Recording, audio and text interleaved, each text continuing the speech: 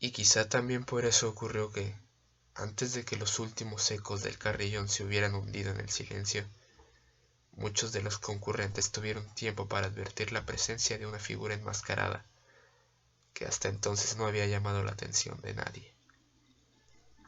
Y habiendo corrido en un susurro la noticia de aquella nueva presencia, alzóse al final un rumor que expresaba desaprobación, sorpresa y finalmente espanto, horror y repugnancia.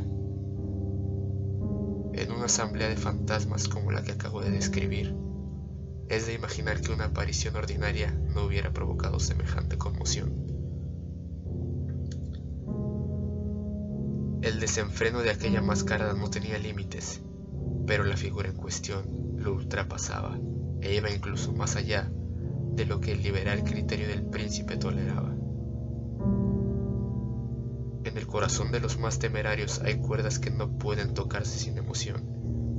Aún el más relajado de los seres, para quien la vida y la muerte son igualmente un juego, sabe que hay cosas con las cuales no se puede jugar. Los concurrentes parecían sentir en lo más hondo que el traje y la apariencia del desconocido no revelaban ni ingenio ni decoro. Su figura alta y flaca estaba envuelta de la cabeza a los pies en una mortaja. La máscara que ocultaba el rostro se parecía de tal manera al semblante de un cadáver ya rígido, que el escrutinio más detallado se había visto en dificultades para descubrir el engaño. Cierto, aquella frenética concurrencia podía tolerar, si no aprobar, semejante disfraz, pero el enmascarado se había atrevido a asumir las apariencias de la muerte roja. Su mortaja estaba salpicada de sangre, y su amplia frente, así como el rostro, aparecían manchados por el horror escarlata.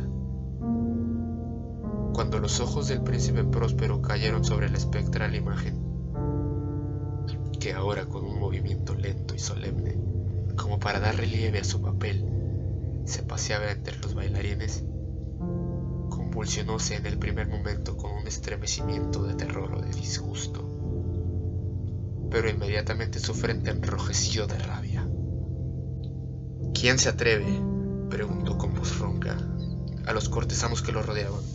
¿Quién se atreve a insultarnos con esta burla blasfematoria? Apodérense de él y desenmascárenlo, para que sepamos a quién vamos a ahorcar al alba en las almenas.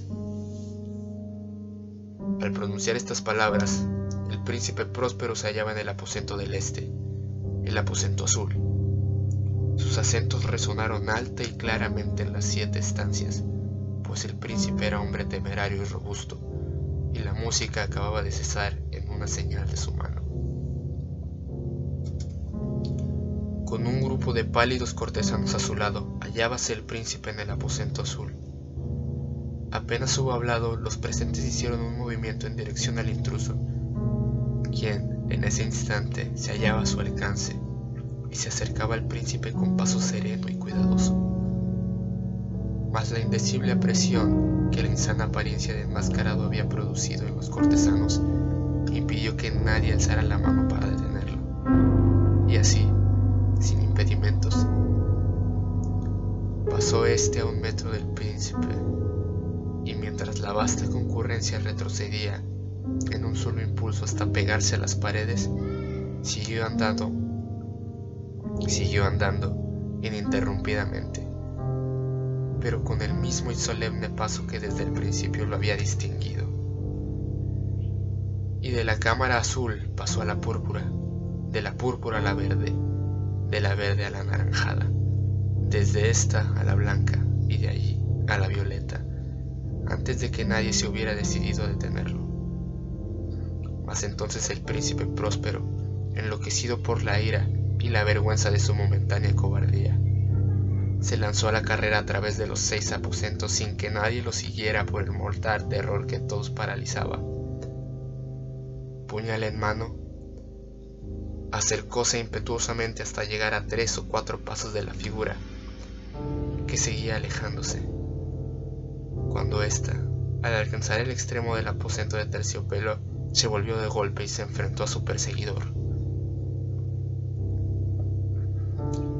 Oyóse un agudo grito, mientras el puñal caía resplandeciente sobre la negra alfombra, y el príncipe Próspero se desplomaba muerto.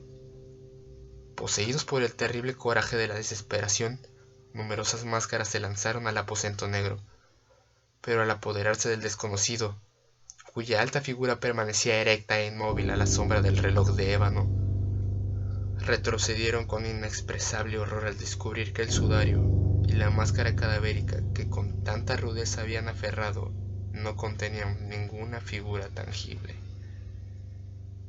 Y entonces reconocieron la presencia de la muerte roja. Había venido como un ladrón en la noche, y uno por uno cayeron los convidados en las salas de orgía manchadas de sangre, y cada uno murió en la desesperada actitud de su caída. Y la vida del reloj de ébano se apagó con la del último de aquellos alegres seres, y las llamas de los trípodes expiraron, y las tinieblas y la corrupción y la muerte roja lo dominaron todo.